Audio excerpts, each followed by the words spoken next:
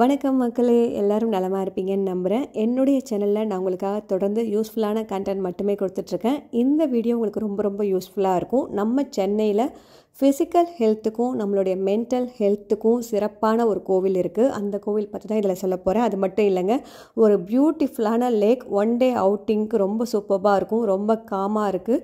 நீட்டான பிளேஸ் தான். நம்ம குழந்தைங்களோட போய் சேஃபாக குளிக்க கூட முடியும். அந்த பிளேஸையும் அந்த வீடியோவில் ஷேர் பண்ணியிருக்கேன். டீட்டெயில்டாக நீங்கள் பார்க்க முடியும். வீடியோவை ஸ்கிப் பண்ணாமல் முழுமையாக பாருங்கள். ஜஸ்ட் 8 ஹவர்ஸ்லேயே நீங்கள் இந்த 3 பியூட்டிஃபுல்லான பிளேஸஸையும் கவர் பண்ணிட முடியும். இப்போ நம்ம எங்கே வந்திருக்கோம்னு பார்த்தீங்கன்னா, முதல்ல செங்கல்பட்டு டிஸ்ட்ரிக்டில் அனுமந்தபுரம் அப்படின்ற இடத்துல இருக்கக்கூடிய ஸ்ரீ வீரபத்ர கோவிலுக்கு தான் வந்திருக்கோம். இவர் யாருன்னு கேட்டிங்கன்னா, சிவனுடைய காவல் தெய்வம் தான். இந்த கோவிலில் என்ன ஸ்பெஷல் அப்படின்னு கேட்டிங்கன்னா, நம்ம மனம் சார்ந்த பிரச்சனைகள் அனைத்திற்கும் இங்கே ஒரு நல்ல தீர்வு கிடைக்கிறதா நம்புகிறாங்க, சொல்லப்படுது. இந்த கோவில் அவ்வளோ அமைதியாக இருக்குது. இந்த கோவிலில் வந்த பிறகு நமக்குள்ளே ஒரு பாசிட்டிவ் எனர்ஜி கண்டிப்பாக கிடைக்குது. அவ்வளோ அழகாக இருக்குது கோவில். சின்ன கோவில் தான், ரொம்ப நல்லா மெயின்டைன் பண்ணியிருக்காங்க. இந்த வீரபத்ரர் சிவனோட அம்சத்தை பார்க்குறப்பையும் அம்மன் பார்க்குறப்பையும் நமக்கு ரொம்பவே மன திருப்தியாக இருக்கும். இந்த கோவில் ரொம்ப ரொம்ப யூனிக்கான கோவில். சென்னையில் பல பேருக்கு தெரியாது.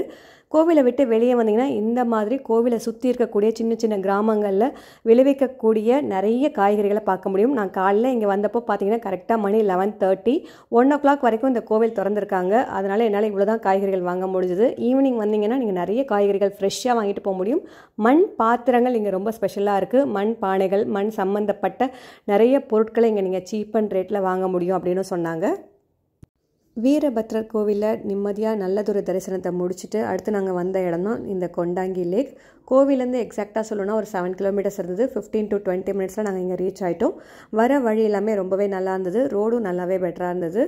இங்கே வந்த பிறகு பார்த்திங்கன்னா கொஞ்சம் வெயில் இருந்தது. நாங்கள் இங்கே வந்தப்போ டைம் பார்த்திங்கன்னா 1:30 இருக்கும். ஸோ அதனால் ஃபஸ்ட்டு சாப்பிட்டுடலான்னு சொல்லிட்டு வீட்டிலேருந்தே லஞ்ச் பேக் பண்ணி எடுத்துகிட்டு வந்துட்டோம். என் கூடவே அப்பா அம்மாவும் வந்திருந்தாங்க. அதனால் பார்த்திங்கன்னா வரப்போவே புளி சாதம், தயிர் சாதம், தொகையல், அதை தவிர பார்த்திங்கன்னா இந்த சுண்டைக்காய், மணத்தக்காளி வத்தல் இதெல்லாம் எடுத்துகிட்டு வந்திருந்தோம். அதனால் இங்கே வந்து உட்காந்து நிம்மதியாக சாப்பிட்டுட்டு கொஞ்சம் நேரம் ஒரு 1/2 hour ரெஸ்ட் எடுத்துகிட்டு அதுக்கப்புறமா தண்ணிக்குள்ளே போய் கொஞ்சம் நேரம் குழந்தைங்கள குளிக்க வைக்கலாம் அப்படின்னு நினச்சேன்.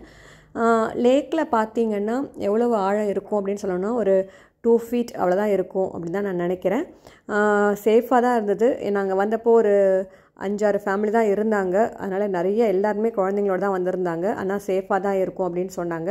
குழந்தைங்க ரொம்ப நல்லா என்ஜாய் பண்ணாங்க. நிம்மதியாக சாப்பிட்டு முடிச்சுட்டு கொஞ்சம் நேரம் நல்லா தண்ணியில் விளையாடிட்டு அதுக்கப்புறமா ட்ரெஸ் சேஞ்ச் பண்ணிவிட்டு அதுக்கு அடுத்தது நாங்கள் வந்த கோவில் தான் இந்த நரசிம்மர் கோவில், சிங்கப்பெருமாள் கோவிலில் இருக்குது.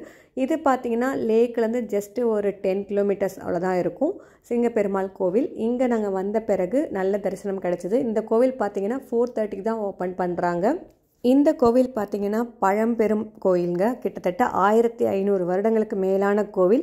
இதற்கு முன்னாடி பார்த்தோம் இல்லையா வீரபத்ரர் கோவில், அதுவும் பார்த்திங்கன்னா ரொம்பவே ஒரு பழமையான கோவில் தான். பழமையான கோவில்கள் எல்லாத்துக்குமே பவர்ஃபுல்லாக இருக்கும். அதாவது பாசிட்டிவ் எனர்ஜி ஜாஸ்தியாக இருக்கும். இந்த கோவில் என்ன ஸ்பெஷல்னு கேட்டிங்கன்னா, இந்த நரசிம்மர் கோவிலும் ஒரு பாடல் பெற்ற ஒரு ஸ்தலம் தான்.